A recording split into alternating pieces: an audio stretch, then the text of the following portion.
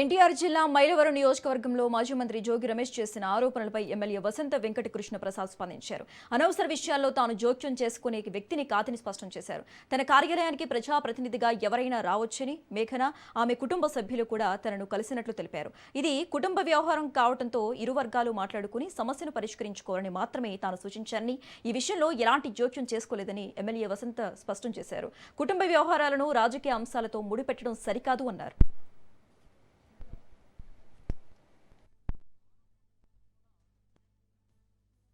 నేను ఎవరి విషయాల్లో కూడా అనుచితంగా జోక్యం చేసుకోను. ఆ సంగతి నా గురించి తెలిసిన సోదరులందరికీ తెలుసు. ఒక ప్రజాప్రతినిధిగా, ఒక శాసనసభ్యుడిగా నా కార్యాలయానికి ఎవరైనా రావచ్చు, చాలామంది వస్తారు, మీ అందరికీ తెలుసు. వచ్చిన వాళ్ళని పలానోళ్ళు రావచ్చు, పలానోళ్ళు రాకూడదని నేను ఎప్పుడు బోర్డు పెట్టలేదు.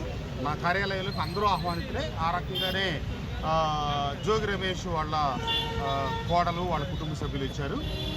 అతను ఇందాక ఏదో ఆరోపణలు చేశారు. ఆరోపణలన్నిటికీ కూడా నేను రేపు పత్రికా విలేకరుల సమావేశం రేపు పెడతా ఉన్నాను, మీకు తెలియపరుస్తాను. రేపు అన్ని వివరాలు మీకు తెలియపరుస్తాను. నేనైతే ఎవరి కుటుంబ వ్యవహారాల్లో అనుచిత జోక్యం చేసుకోలేదు, చేసుకునే ఉద్దేశం లేదు. గతంలో చేసుకోవాలా, భవిష్యత్తులో కూడా చేసుకోను.